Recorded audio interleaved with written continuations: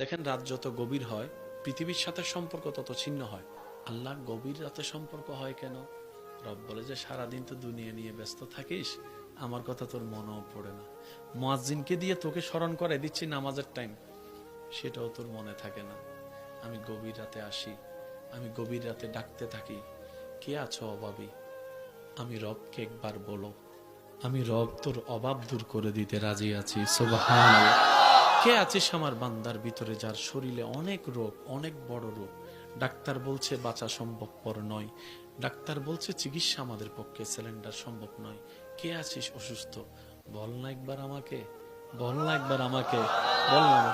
আমি আল্লাহ কাছে যদি তোর বলাটা পছন্দ হয়, তোর ডাকটা পছন্দ হয়, তোর আকুতিটা পছন্দ হয়, হয়তো তোকে সুস্থতা দান করব এমন ভাবে, নতুন ভাবে, যেন তোর আগের রক্তের চাইতে বর্তমান রক্তটা আরো কল্যাণের হয়। সুবহানাল্লাহ।